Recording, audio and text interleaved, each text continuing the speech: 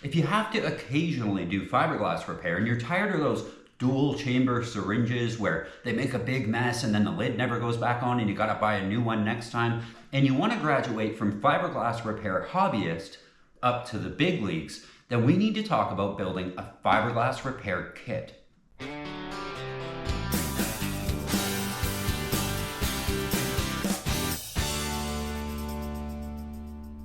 Now, this is my fiberglass repair kit, and I bring this up not because I think it's cool or that you should get one.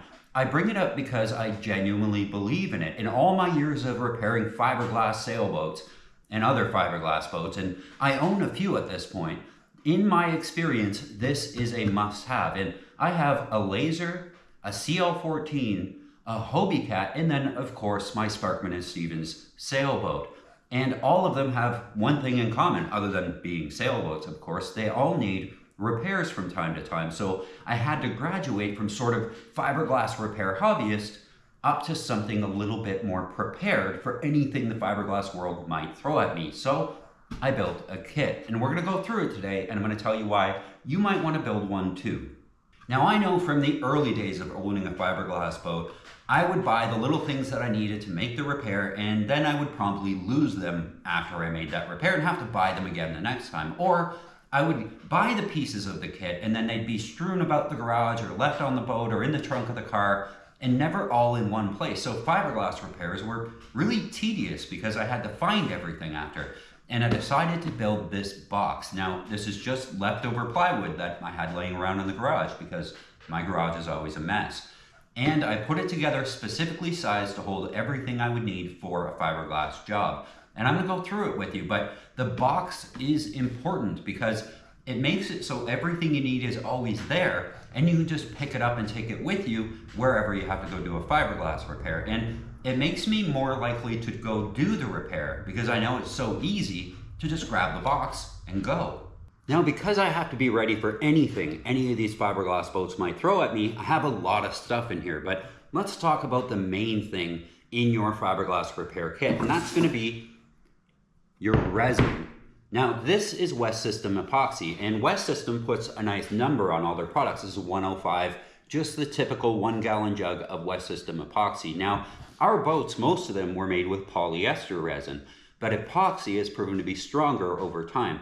And epoxy can be applied to our polyester resin boats or vinylester resin or whatever your boat's made of. This stuff is good. It's very expensive. It's a few $100s to get one of these with the hardener that you need to mix it with.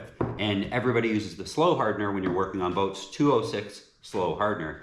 But this will help you make any repair you need to your boat. Do you have to go with epoxy? No, you can go back to vinylester or polyester or whatever your boat was made with, but this stuff is stronger. So people tend to use this instead. The only downside of this is once you put epoxy down, you can't put vinylester or polyester over top of it.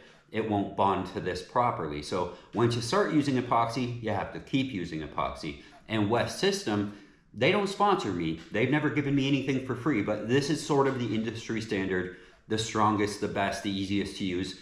And buy the pumps because they make it very, very simple. 1 pump of this one and 1 pump of this one, and you're mixed accurately. 2 pumps, and so on. So really easy to use, and I hang it in the box so that the pumps are hanging over the side so I can just grab what I need and go. The next thing to think about in your kit is, before you even start using the resin, is protecting your hands. You don't want to get this stuff all over you. So go on Amazon, get yourself a box of rubber gloves. This one's almost empty because my kit gets used constantly. This is definitely from experience, everything in here. So rubber gloves are a big must. And while you're on Amazon, get you some chip brushes. So these are just dirt cheap paint brushes.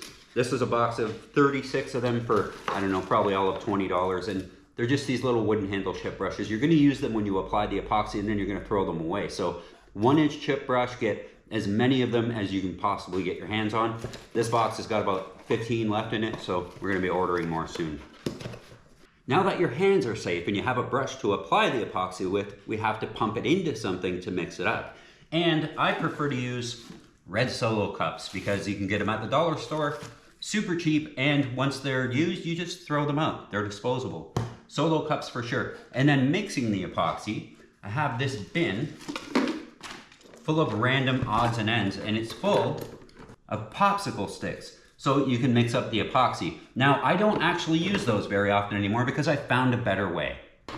And this is my better way. These I found on Amazon. I call them mixing sticks, but they're a little swirly drill bit that goes in the screw gun or on the end of your drill, and you can mix the epoxy very effectively and very quickly with these things. Again, you can find them on Amazon for like 20 bucks for, I think it was 6 of them that I got. And I'm due to get some more, so I'm gonna work on that. Also in my little cup, you need a paint scraper. This one's covered with epoxy because it gets used for things all the time. If a little epoxy's running or whatever you need to do, this thing is gonna be a lifesaver for you.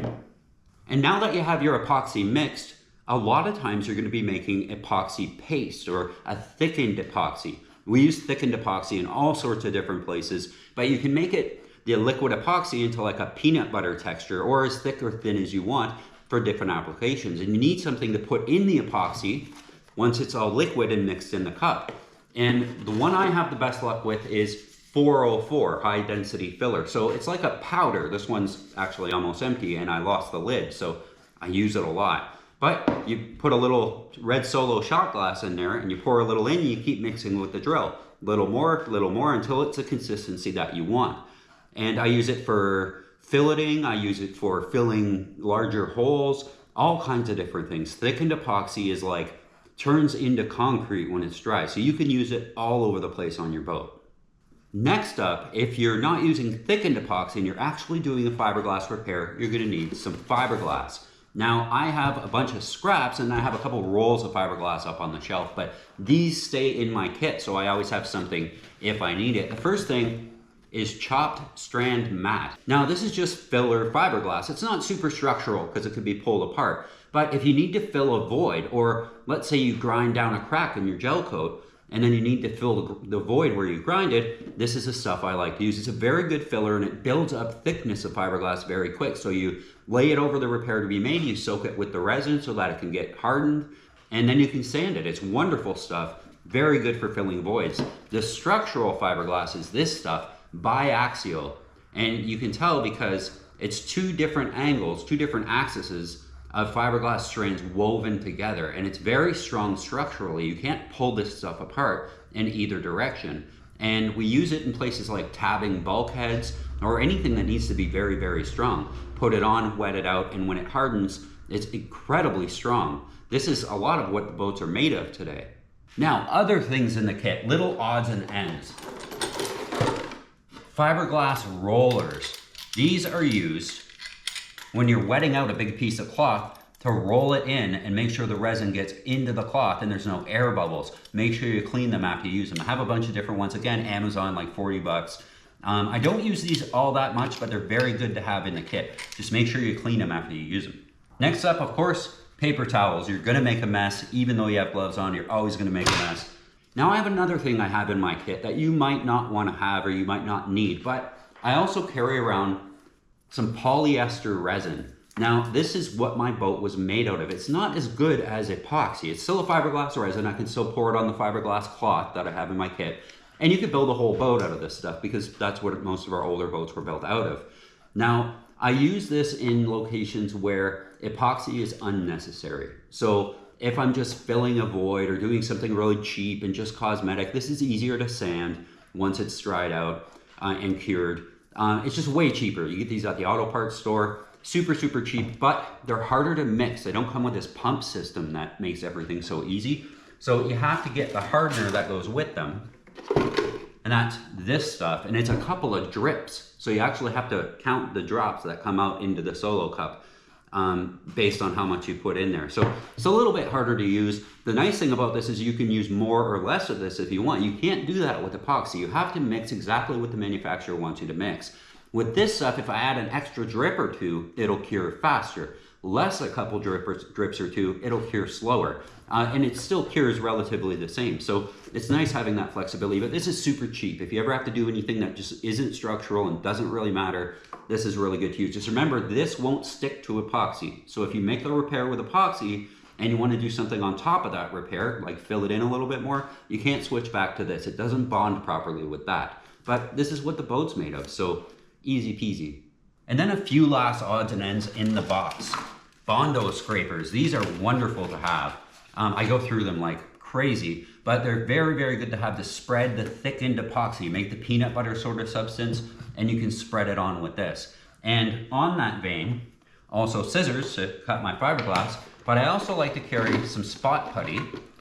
So this is just glazing putty. It's sort of an automotive repair thing, but if you were to do a fiberglass repair, sand it all down and make it look perfect, but you see little sort of dimples in it, you can hit it with this stuff with a Bondo scraper and it comes out red. And you just put it on and then you can sand it with like 180 or 220 and make it perfectly fine. It fills those little pinholes and little imperfections in the finished fiberglass repair that you did.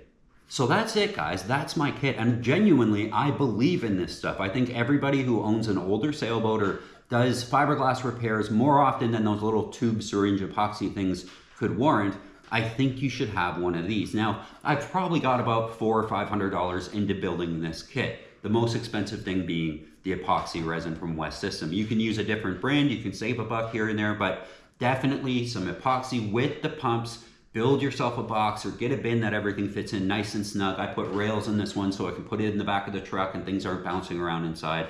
This makes me more apt to get up and go and do the job because I don't have to go search for anything. I don't have to hunt things down. And when something's running low, I can tell because it's all right here and I can restock it.